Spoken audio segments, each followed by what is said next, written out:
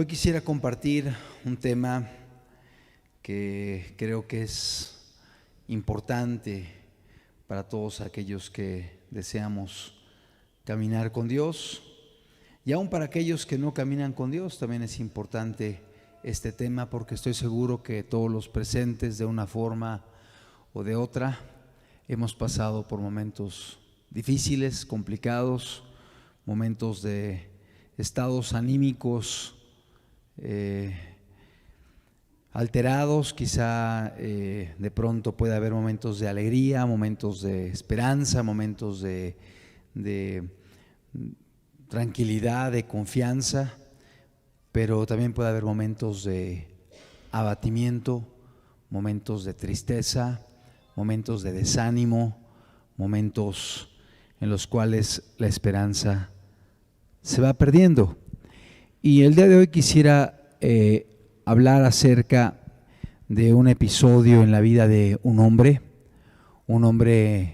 conocido en la Biblia como Juan el Bautista, un hombre de Dios, un hombre que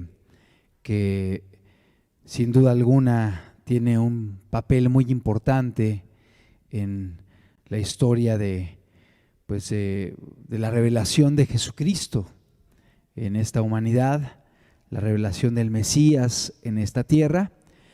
Y bueno, me quiero enfocar particularmente a un momento especial en la vida de Juan, conocido como Juan el Bautista. El título del tema es El abatimiento de Juan Bautista. No sé si hay un problema con el micrófono, pero siento como que está subiendo y bajando. No sé si sea problema de la pila pero bueno, esperemos que no falle. El abatimiento de Juan el Bautista o Juan Bautista. Antes que nada quiero comentar que Juan Bautista, su nombre era Juan, se le conoce como Bautista o el Bautista porque bautizaba a las personas. Es decir, él en su ministerio llamaba a la gente al arrepentimiento, llamaba a la gente a la confesión de los pecados, y la gente se bautizaba en el río Jordán, confesando públicamente sus pecados. Uno diría, oye, qué vergüenza tener que hablar públicamente de cosas que pasaron en mi vida. Es una realidad, pero finalmente cuando viene el Espíritu Santo y cuando el Espíritu Santo toca una vida, un corazón, la persona está del todo dispuesta a hablar, a abrir su corazón delante de las personas. Y bueno, Juan el Bautista predicaba el arrepentimiento, llamaba a la gente a entregar su vida a Dios. Y el arrepentimiento precisamente es el reconocer el pecado que se ha cometido, el reconocer y confesar, no necesariamente delante de los hombres, no tiene que ser con un pastor, con un líder eclesiástico. La confesión es directamente con Dios, y el ponerse a cuentas es personalmente con Dios, y es Dios el que puede perdonarnos. El hombre no puede perdonar, Dios sí puede hacerlo. Dice la Escritura que la salvación es de Jehová. Y no vemos en la Biblia a ningún discípulo, apóstol diciendo te perdono tus pecados. Únicamente lo vemos en Jesús, porque Él es Dios hecho hombre. Juan Bautista predicaba el arrepentimiento, la gente iba al Jordán confesando sus pecados.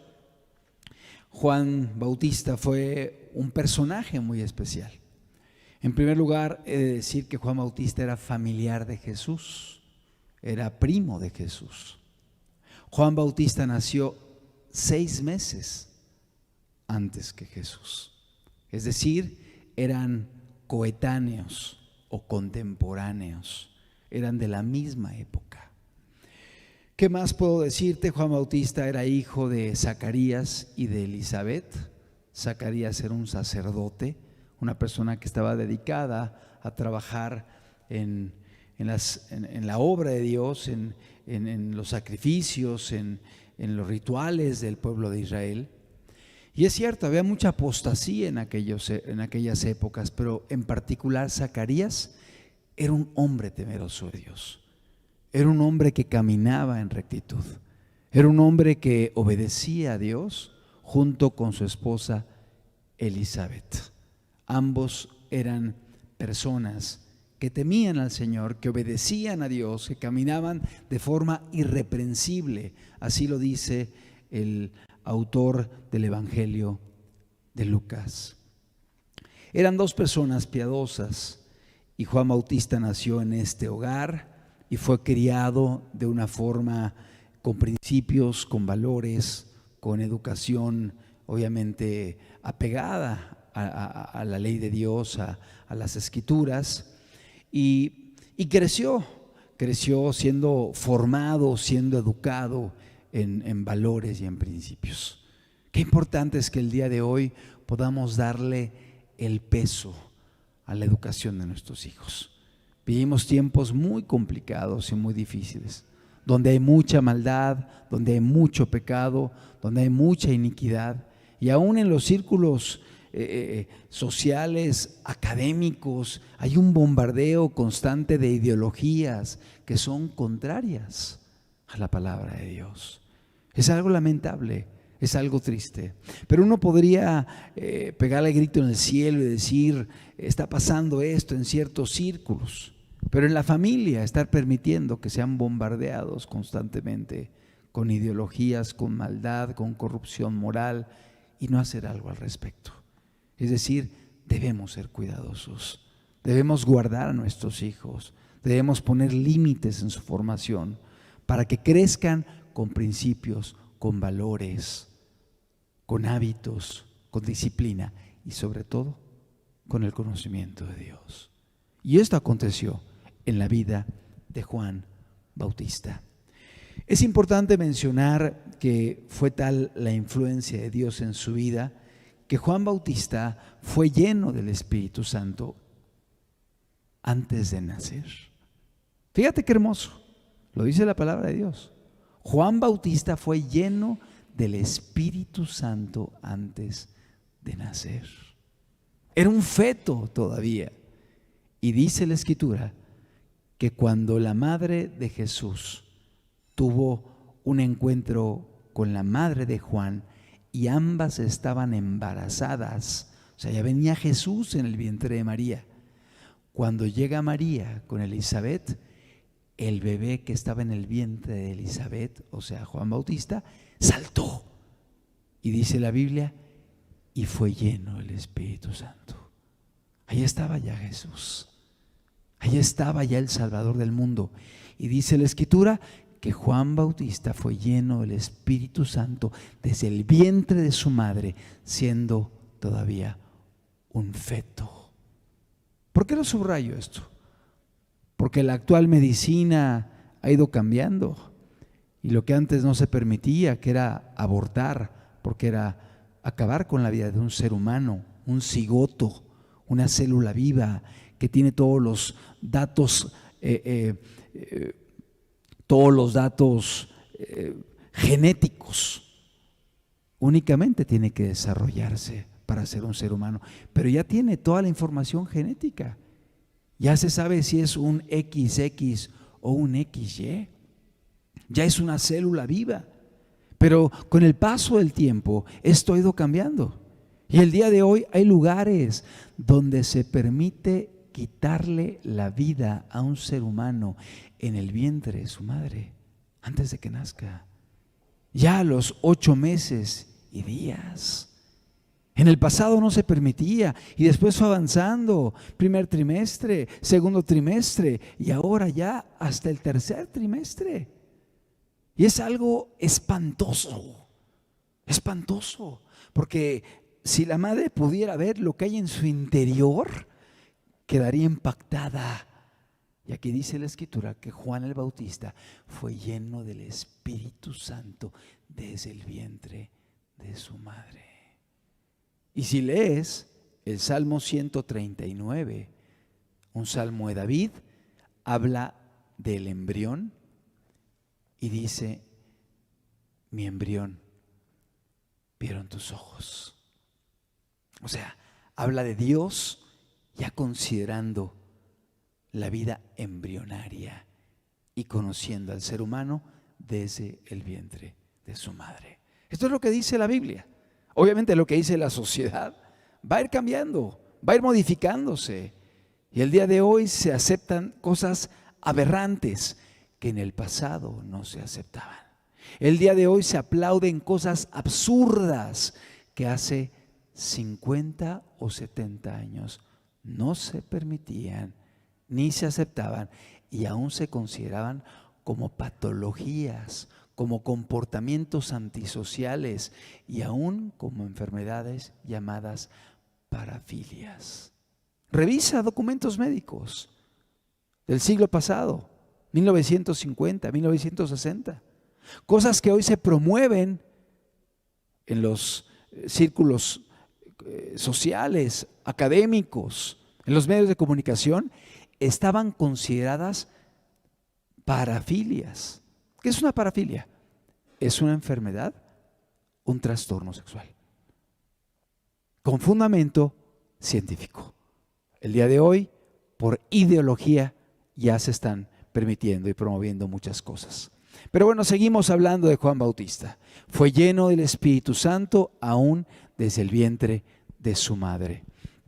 No solo eso, Juan Bautista creció y dice la palabra de Dios que empezó a desarrollar su ministerio en el desierto, es decir, lejos de la sociedad. Ahí estaba. Y dice la Biblia que él vestía con una ropa muy modesta. Era una túnica de piel de camello, era un cinturón de cuero. Su comida era miel silvestre y langostas. No langostas que se comen en una marisquería y que son un platillo caro, langostas que eran grillos, a los cuales él comía. O sea, su alimentación era muy rústica y de hecho su vida era considerada como medio asceta. La gente lo veía medio asceta, como medio fuera de la costumbre o del hábito social. Él creció en el desierto y en el desierto él buscaba la dirección de Dios, buscaba la guianza de Dios. Y curiosamente Juan Bautista comenzó con su ministerio pocos meses antes de que Jesús comenzara el suyo. Y a él se le dio la responsabilidad de presentar al Mesías a la humanidad. Es decir, él comenzó predicando el arrepentimiento y diciendo lo siguiente: yo no soy el que ustedes esperan. Detrás de mí viene uno del cual no soy digno ni siquiera de amarrar las sandalias de sus pies. Yo os bautizo en agua, pero viene detrás de mí uno, el cual los bautizará con el Espíritu Santo. O sea, él comenzó a anunciar la venida del Mesías. Él comenzó a informar a Israel: ya viene el Salvador, ya viene el que ha sido esperado, ya viene el que ha sido profetizado a través de los hombres del Antiguo Testamento, de los profetas del Antiguo Testamento. Fue un privilegio que Juan tuvo como profeta, el preparar el camino de Jesús, el anunciar la llegada de Cristo. No solamente eso, sino que cuando Jesús comenzó su ministerio, Juan Bautista levantó la voz y dijo: he aquí el Cordero de Dios que quita el pecado del mundo. Él lo anunció. Él dijo: aquí está el Mesías, aquí está el Cordero de Dios que quita el pecado del mundo. ¡Qué privilegio tan grande! No solo eso, él tuvo la oportunidad de bautizar a Jesús. El bautismo es un acto de arrepentimiento. Jesús no tenía nada de que arrepentirse. Y por eso él le dijo: Señor, porque Jesús llegó y le dijo: bautízame, Juan. Y él le dijo: ¿cómo te voy a bautizar yo a ti? Y le dijo: tiene que ser cumplida toda justicia. O sea, es necesario que yo sea bautizado. Y entonces bajaron a las aguas del río Jordán y Juan Bautista bautizó a Jesucristo. Y en ese momento que Jesús era bautizado, dice la palabra que se oyó una voz en el cielo que decía: este es mi Hijo amado, en el cual tengo contentamiento. Imagínate, algo sobrenatural. Se escuchó una voz del cielo del Padre hablando del Hijo y diciendo: este es mi Hijo amado, en el cual estoy contento, en el cual tengo contentamiento. Y en ese momento descendió el Espíritu Santo y reposó en Jesús. Y aquí vemos a las tres personas de la deidad actuando: el Hijo siendo bautizado, el Padre hablando desde el cielo y el Espíritu Santo descendiendo y reposando sobre Jesús. Juan Bautista vio esto. O sea, algo impresionante, algo que fue esperado por siglos, por muchos profetas. Ahora Juan Bautista lo estaba viendo con sus propios ojos. Pero dice la palabra de Dios que aún después de esto, y Juan era un profeta que mucha gente seguía, cuando comienza Jesús su ministerio y Juan lo presenta, la gente empieza a ir detrás de Jesús y empiezan a dejar a Juan. Y alguien llegó y le dijo: Juan, mira, el que tú bautizaste, ahora la gente lo sigue. Mira, las multitudes se van con él. Porque Jesús predicaba y sanaba y hacía milagros y predicaba con autoridad. Y Juan dijo: no hay problema. Mi gozo está cumplido. Estoy feliz. Es necesario que él crezca y que yo mengüe. Fíjate la humildad de Juan. Él supo que su tiempo había concluido. Su ministerio había sido cumplido. Había presentado al Mesías. Había presentado al Cordero de Dios que quite el pecado del mundo. Había introducido a la humanidad al Salvador de la raza humana. Y dice la palabra de Dios, dice la Escritura, que después de que él hizo esto comenzó una fiera oposición en contra de Juan y Juan fue encarcelado. Juan fue encarcelado por Herodes. ¿Por qué fue encarcelado por Herodes? Porque Juan reprendió a Herodes. Herodes estaba en un pecado sexual y Juan se levantó y le dijo: Herodes, no te es lícito tener a la mujer de tu hermano. Y dice la Escritura que esto indignó a Herodes y lo encarceló. Pero aquí vemos algo. Juan era un hombre que buscaba agradar a Dios y no a las personas. Es decir, él sabía que esa reprensión le podía traer problemas con la autoridad, en este caso con el rey Herodes. Pero él tuvo más temor a Dios y honró a Dios y reprendió a Herodes, y esto hizo que se ganase el ser recluido, el ser apresado.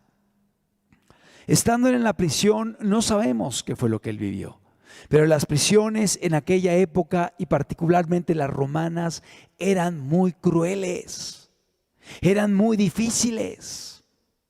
Había malos tratos, había escarnios, había golpes, había hambres, momentos de sed. Quizá las ratas entraban allí a las celdas. Lugares fríos, húmedos, insalubres, violencia, risas, cuestionamientos, burlas. Y estando Juan en esa condición, entró en un periodo de abatimiento. Entró en un desánimo. Entró en una confusión, Entró en un momento en el cual comenzó ahí a tener falta de claridad en cuanto a lo que estaba pasando y empezó a preguntarse: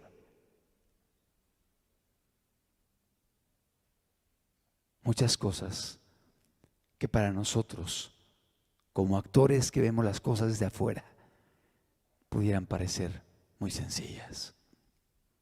Pero no es lo mismo ver a los toros desde las gradas que estar abajo y verlos de frente.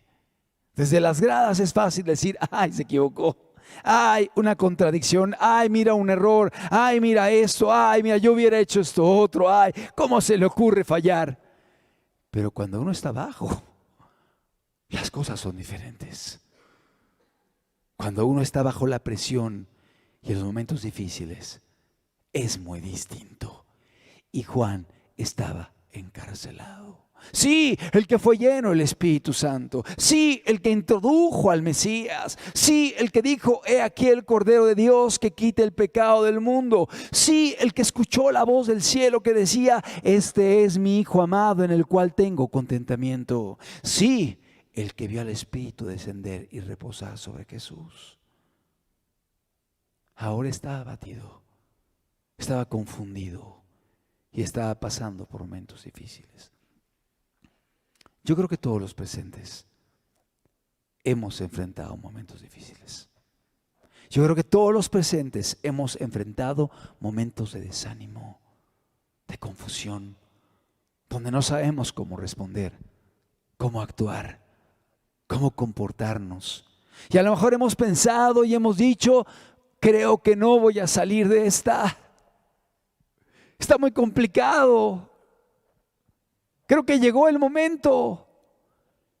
Y de pronto, un rayo de esperanza, una salida, una solución, una oración, una respuesta de Dios.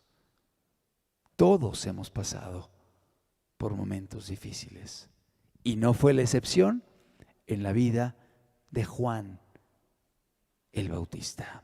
Mateo capítulo 11, versículo número 1. Mateo 11:1. Vamos a dar lectura rápidamente a una porción de la Biblia y vamos a ver lo que enfrentó Juan en la prisión. Cuando Jesús terminó de dar instrucciones a sus 12 discípulos, se fue de allí a enseñar y a predicar en las ciudades de ellos. Al oír Juan en la cárcel los hechos de Cristo, le envió 2 de sus discípulos para preguntarle. Fíjate la pregunta que le hizo Juan a Jesús: ¿eres tú aquel que había de venir? ¿O esperaremos a otro? Ay, estaba dudando Juan de que Jesús fuese el Mesías. Estando en la cárcel, estando en la angustia, estando en los problemas, estando en la dificultad, estando en la oscuridad, comenzó a dudar y mandó a preguntarle a Jesús con 2 de sus discípulos: ¿eres tú el que esperamos? ¿O vendrá alguien más? ¿Eres tú el que habría de venir? O sea, el Mesías, el Salvador, el enviado de Dios, ¿eres tú? ¿O debemos esperar a otra persona? O sea, él mismo estaba dudando de que Jesús fuese el Salvador. Y déjame decirte algo que a lo mejor responde muchas inquietudes. La gente en aquella época tenía la idea de que el Mesías iba a ser igual que David, un rey que iba a establecer un reinado terrenal, con poder, con gloria, con fuerza, con ejércitos. Y sí, algo espiritual, pero a la par algo político, algo económico, algo bélico. Y en el caso de Jesús, Él venía básicamente a establecer un reino espiritual. O sea, gente convertida, gente nacida de nuevo, gente transformada, gente que dejaba sus pecados para ahora honrar y obedecer a Dios. Un reino espiritual, preparándolo para un reino eterno. No sabemos qué había en la mente de Juan, pero empezó a cuestionarse: ¿eres tú el que había de venir o esperaremos a otro? Y uno podría decir: Juan, ¿cómo dudaste? Juan, ¿cómo puedes estar preguntando esto? Tú lo bautizaste, tú lo presentaste, he aquí el Cordero de Dios. Tú viste cómo descendió el Espíritu Santo sobre de él. Tú escuchaste la voz del Padre que dijo: este es mi Hijo amado en el cual tengo contentamiento.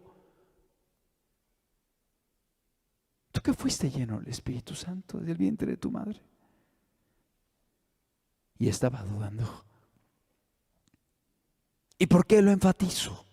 Para que podamos entender que todo ser humano pasa por momentos de luchas, por momentos difíciles, por momentos de confusión, por momentos de tristeza, por momentos de desánimo, quizá por dejar de ver a Cristo, quizá por ver los problemas, quizá por las adversidades, quizá por la opresión, quizá por algún pecado o tropiezo, pero vienen momentos de confusión y desánimo en los cuales uno tiene que buscar a Dios y pedir su ayuda. ¿Eres tú aquel que había de venir o esperaremos a otro? Verso 4. Respondiendo Jesús les dijo a los emisarios: id y haced saber a Juan las cosas que oís y veis. Los ciegos ven, los cojos andan, los leprosos son limpiados, los sordos oyen, los muertos son resucitados, y a los pobres es anunciado el evangelio. Y bienaventurado es el que no halle tropiezo en mí. Fíjate las palabras de Jesús. Tenemos una segunda diapositiva, si la pudiéramos poner. ¿Qué significa el nombre de Juan? El nombre de Juan viene del hebreo Yohanan y significa Dios es misericordioso o lleno de gracia. Dios es misericordioso o lleno de gracia. Y vemos cómo en la vida de Juan Bautista, a pesar de la lucha, a pesar de la dificultad, a pesar de la confusión, a pesar de los momentos difíciles, allá estaba Dios buscándole y diciéndole: yo soy misericordioso, mi gracia está presente, mi gracia está accesible. Seguimos leyendo. Jesús le dijo, verso 5, los ciegos ven, los cojos andan, los leprosos son limpiados, los sordos oyen, los muertos son resucitados, y a los pobres es anunciado el evangelio. Y uno diría: oye, Jesús, no le contestaste nada. Te mandó preguntar si eres tú o esperan a otro, y tú le respondes con esto. No le dices: sí, yo soy. Sí, yo soy el Mesías. Sí, yo soy el enviado de Dios. Y tampoco le dice: no, yo no soy. Hay que esperar a otro. O sea, no hay una respuesta clara. Yo te digo algo. Sí la había. Era una respuesta muy clara. Porque Jesús lo que hace es citar al profeta Isaías. Isaías 35, 5 y 6 e Isaías 61, 1. Cita dos pasajes del Antiguo Testamento de un profeta que habló del Mesías, dos textos mesiánicos que hacen referencia a aquel que habría de venir, y hablaba de ciertas señales que acompañarían su venida. Y entonces le dice: los ciegos ven, los leprosos, los cojos andan, los leprosos son limpiados, los sordos oyen, los muertos son resucitados, y a los pobres es anunciado el evangelio. Está citando Isaías 35, 5. Entonces los ojos de los ciegos serán abiertos y los oídos de los sordos se abrirán. Y sigue hablando Isaías. O sea, lo que está haciendo Juan, lo que está haciendo Jesús para con Juan es lo siguiente: citando pasajes del Antiguo Testamento, citando a un profeta, Isaías, que habló de la venida del Mesías. Aquí hay dos verdades importantes. La primera: Juan conocía la Biblia, conocía la palabra de Dios, conocía a los profetas, tanto que al escuchar esas palabras de Jesús, rápidamente las transportó al profeta Isaías y dijo: sí, sí es Él, sí es el Mesías, se están cumpliendo las señales. Y número 2, Jesús lo fortalece a través de la palabra, a través de la Escritura. ¿A qué voy con esto? Qué importante es este momento en el cual Dios te habla a través de la Biblia. Pero qué importante es que también tú tengas tiempos para abrir la Biblia en tu casa, para estudiar, para que Dios te hable personalmente, para que puedas escuchar su voz. Porque ¿sabes algo de lo que yo estoy hablando? Te vas a olvidar de muchas cosas. Poco vas a retener y te vas a acordar de algunas verdades que hablé, pero no de todo. Un alto porcentaje de lo que estoy ahorita diciendo se te va a olvidar. Pero si tú vas a la Biblia y lo descubres por ti mismo, eso se queda impreso en tu mente y en tu corazón. Es decir, si Dios te bendice aquí, si Dios te habla aquí y hace cosas a través de la predicación de la palabra, pero Dios a través del estudio y a través de la revelación por la palabra produce impactos muy profundos en el corazón del ser humano. Por ello, qué importante es que no te quedes únicamente en una predicación semanal de los martes, sino que vayas a la Biblia y puedas escuchar personalmente la voz de Dios. Jesús cita a un profeta del Antiguo Testamento y le dice en el verso 6: y bienaventurado es el que no halle tropiezo en mí. Mientras ellos se iban, ¿quiénes? Los mensajeros. Comenzó Jesús a decir de Juan a la gente. Jesús comienza a hablar a la multitud que estaba allí y empieza a hablar acerca de Juan Bautista. Y les dice, verso 7, ¿qué salisteis a ver al desierto? Empezó a decir de Juan. ¿Qué salisteis a ver al desierto? ¿Una caña sacudida por el viento? El viento sacudiendo a la caña. Jesús dice, no saliste a ver una caña sacudida por el viento. ¿Qué significa esto? Que Juan no fue un hombre inconstante, veleidoso. Un día quiero, otro día no quiero. Un día quiero buscar, otro día quiero el mundo. Un día quiero ser cristiano y misionero. Otro día quiero ser un actor, un famoso y así. Sí, no. Juan no era así. Juan era un hombre estable, un hombre firme, un hombre que tenía perseverancia. No era una caña sacudida por el viento. Qué importante es que seamos así. Porque este mundo te va a invitar a muchas cosas, pero uno tiene que tener convicciones firmes y tomar decisiones serias y perseverar en ellas. Y sigue diciendo, verso 8, ¿o qué salisteis a ver? ¿A un hombre cubierto de vestiduras delicadas? No, Juan no era así. Juan no estaba preocupado por vestir de oro, de plata, con diamantes, renovando ropa cada día y vistiendo con mucha extravagancia. No, Juan era un hombre asceta, un hombre muy cuidadoso, un hombre muy reservado. De hecho, si tú comparas el estilo de vida de Jesús con el de Juan, aún Juan estaba más separado de la sociedad.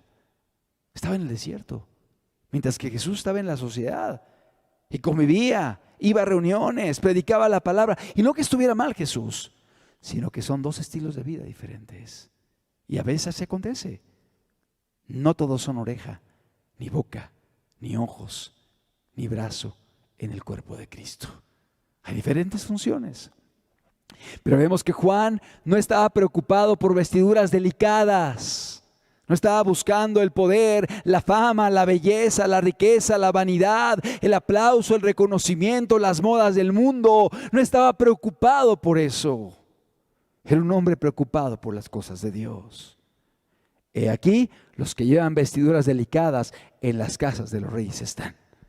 O sea, Jesús como diciendo, no, ese no era Juan.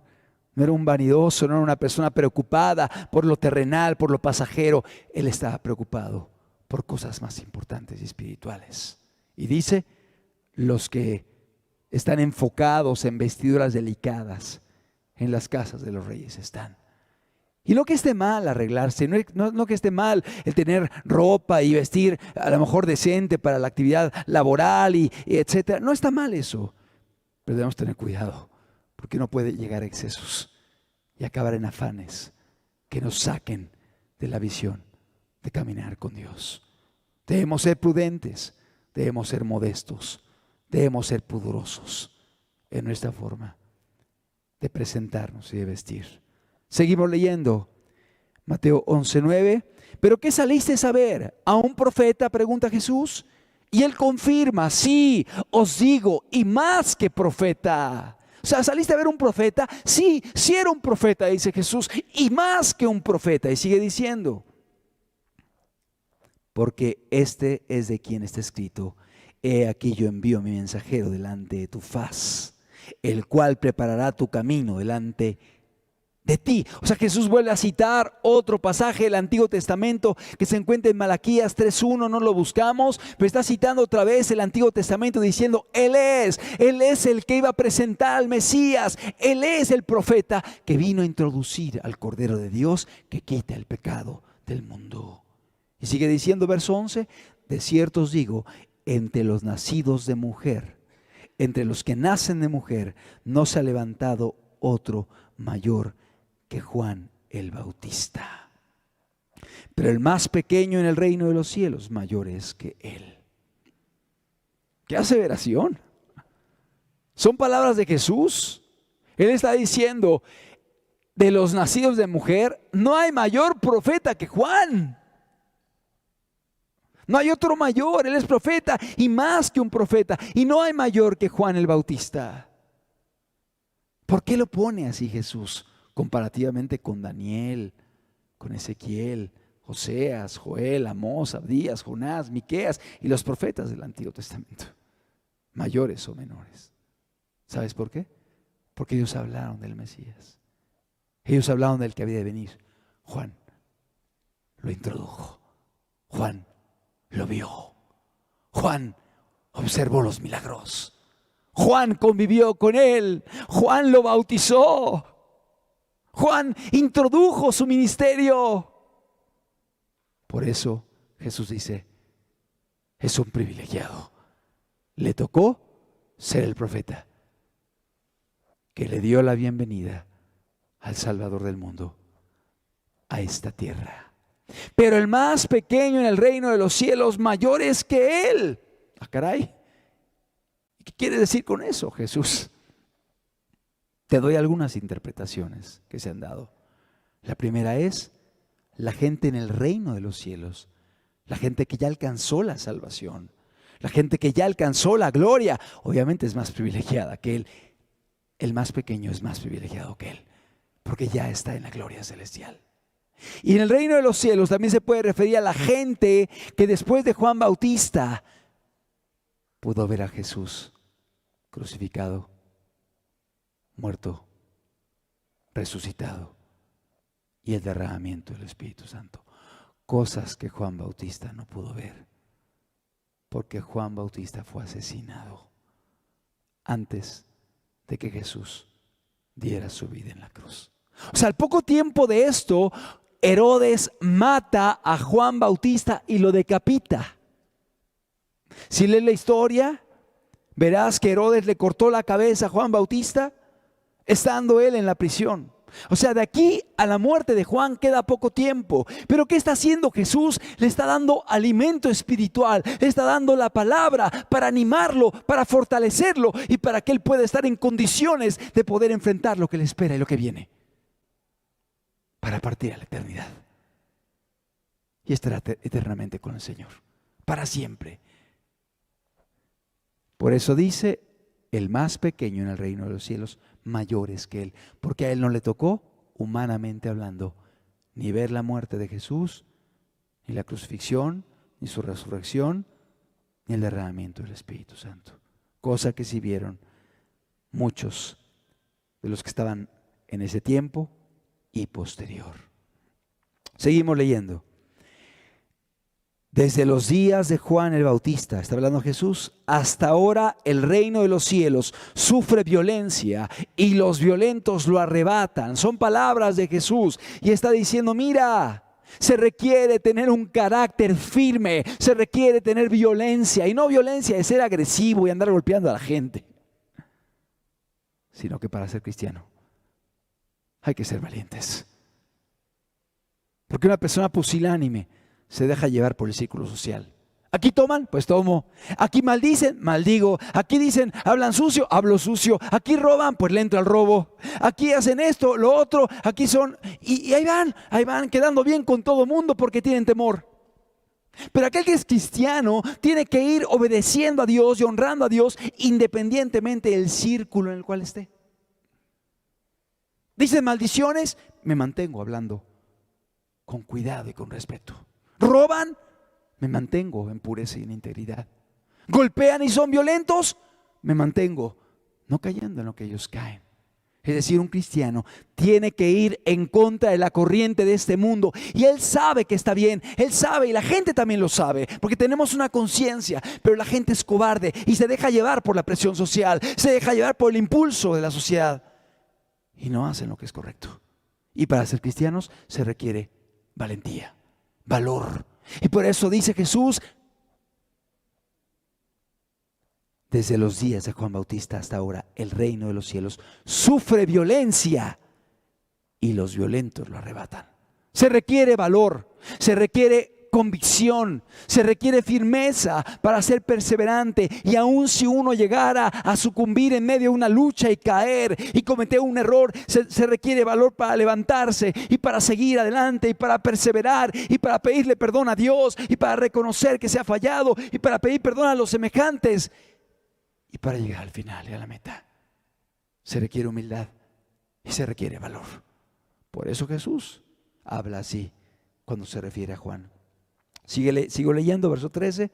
Porque todos los profetas y la ley profetizaron hasta Juan.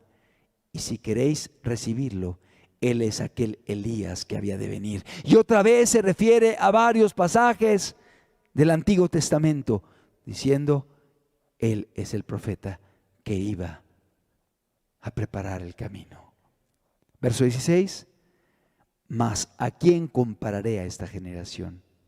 Es semejante a los muchachos que se sientan a las plazas y dan voces a sus compañeros. Es Jesús el que está hablando, diciendo, os tocamos flauta y no bailasteis, os endechamos y no lamentasteis. Porque vino Juan que ni comía ni bebía y decían, demonio tiene. Y vino el Hijo del Hombre que come y bebe y dicen, he aquí un hombre comilón y bebedor de vino, amigo de publicanos y de pecadores.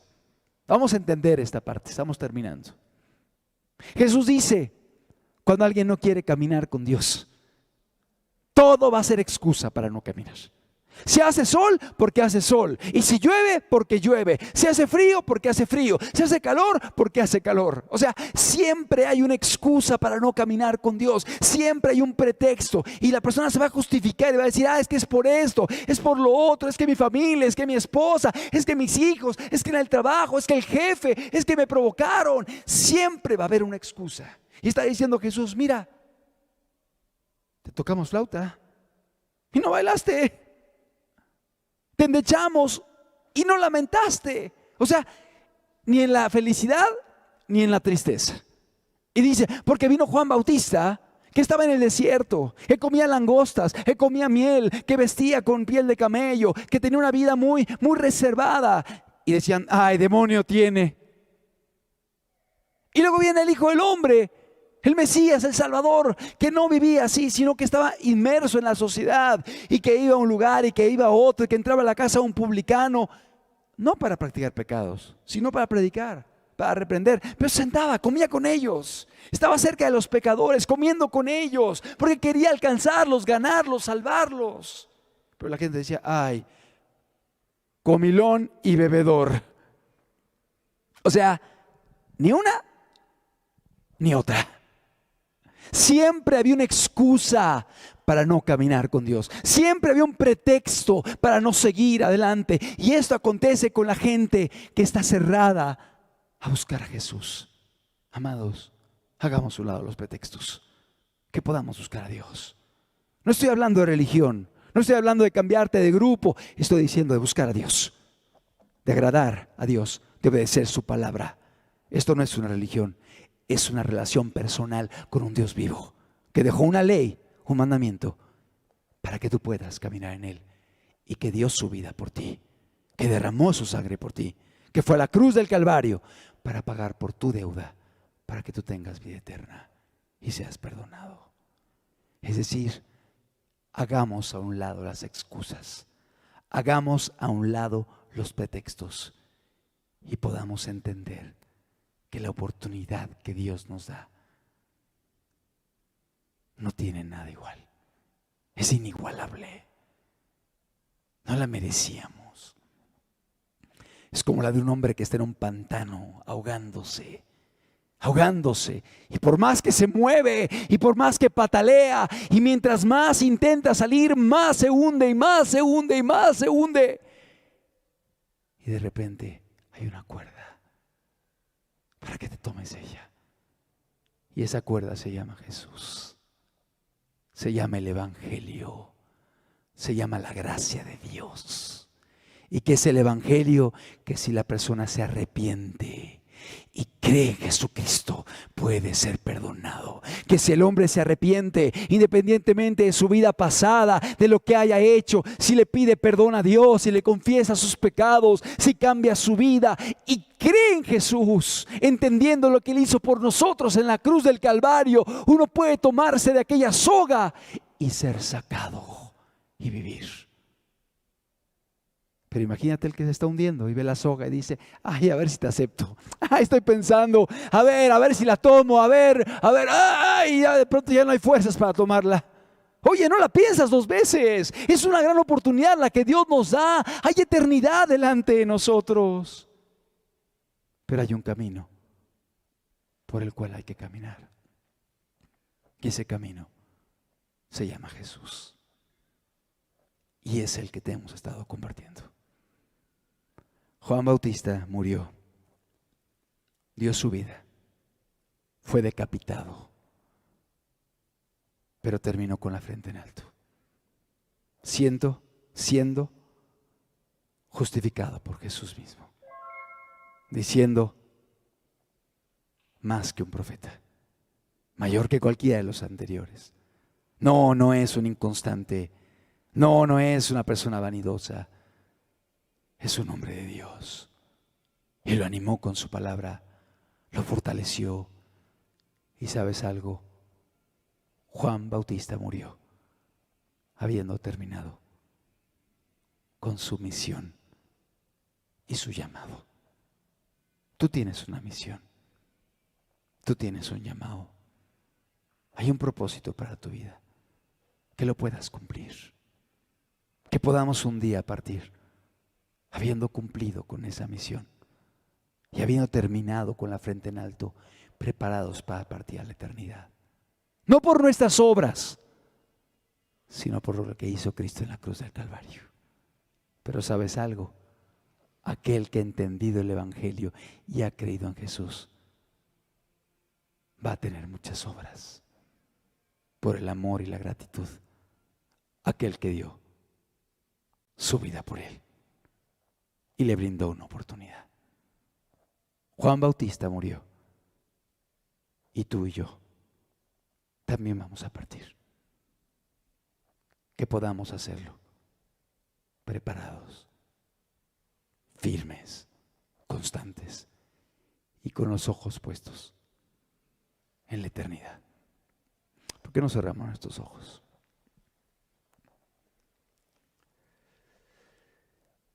Termina diciendo: la sabiduría es justificada por sus hijos.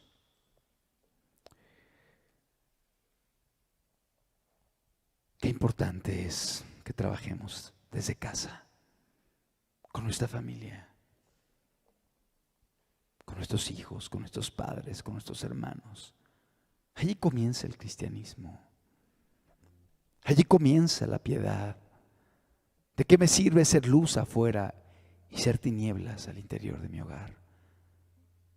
Que Dios me ayude hacer esa luz desde mi casa y a cada uno de los presentes. Que podamos cumplir el propósito de Dios. Que podamos llegar a la meta habiendo cumplido nuestro llamado. Que podamos ser fieles y valientes.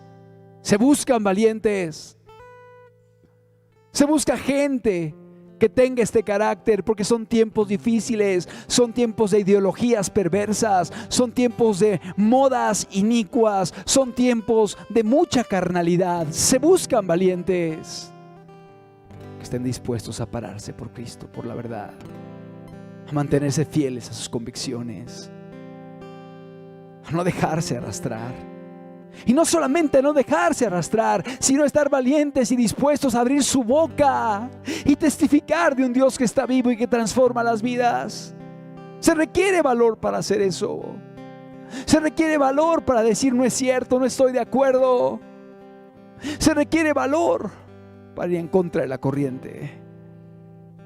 La pregunta es: ¿cuántos valientes habrá en medio de nosotros?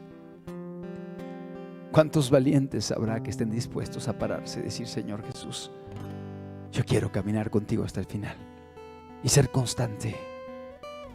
Para ello, qué importante es la palabra. Y para ello, qué importante es mirar a Cristo, oír su voz, ir a Él y entender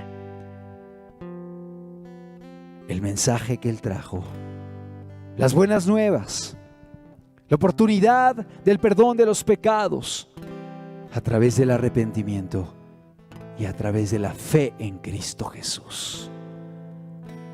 Porque es a través de lo que Él hizo que el hombre puede ser perdonado, que el hombre puede ser libre, y que los delitos y pecados que cometiste y que merecías pagar por ellos, Jesús los lleva en la cruz y los paga para darte el día de hoy la oportunidad de que puedas caminar y comenzar una vida nueva, diferente. Que podamos escuchar su voz, que podamos valorar este tiempo en el cual Dios nos habla, pero igualmente que podamos abrir nuestras Biblias y ser alimentados por la palabra de Dios y escuchar la ley de Dios y escuchar los mandamientos y las promesas y las exhortaciones y las advertencias, para que podamos ser fortalecidos en nuestra caminata y podamos llegar al final. Hoy Dios te está hablando, yo lo sé. Hoy Dios nos está hablando, porque aun cuando uno predica la palabra, el Señor nos habla. Él está aquí porque Él te ama y porque Él conoce tu necesidad. Y si has pasado momentos difíciles, de luchas, de desánimo, de depresión, hoy te dice la salida. Aún Juan Bautista estuvo decaído, desanimado, y pareciera que se estaba perdiendo la confianza en que Jesús era el Mesías. Pero la palabra, el mirar a Cristo, el ir a Él, permitió que fuera fortalecido y renovado. Estás pasando momentos difíciles, corre a Jesús. Estás pasando momentos de desánimo, corre a Cristo. Estás pasando momentos donde las fuerzas han faltado. Hoy Dios te está hablando y te dice: levántate, yo quiero ayudarte, pero sé valiente y persevera conmigo hasta el final. Gracias, Padre, por tu palabra. Gracias, Jesús, por lo que nos instruye, Señor. Gracias por estar en medio de nosotros y porque sé que tu Espíritu Santo está aquí tratando con cada uno de los presentes, Señor. Yo no conozco la vida de todos, tú sí la conoces y tú hablas conforme a la necesidad. Sella la palabra en el nombre de Jesús.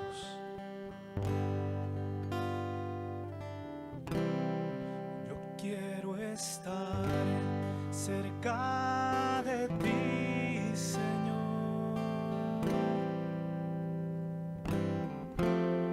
Quiero sentirte junto a mí.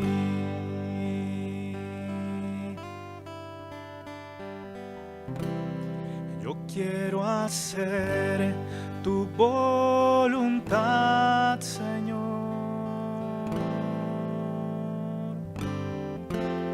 Quiero vivir solo por ti.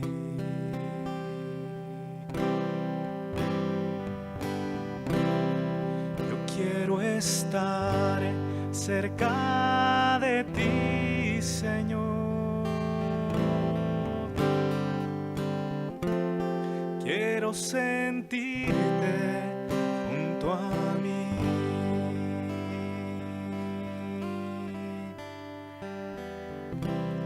Yo quiero hacer tu voluntad, Señor. Quiero vivir solo por ti.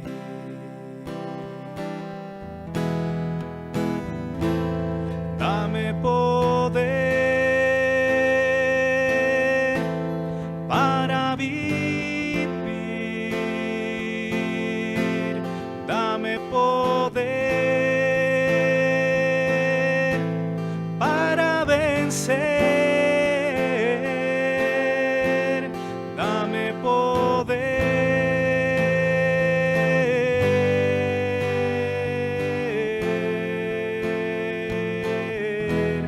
Dame poder para vivir. Dame poder para vencer. Dame poder.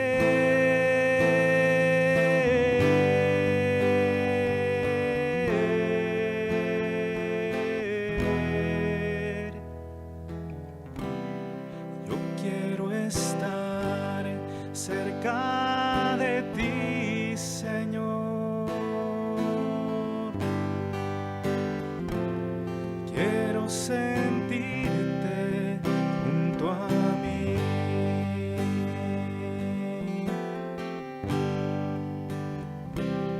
Yo quiero hacer tu voluntad, Señor. Quiero vivir solo por ti.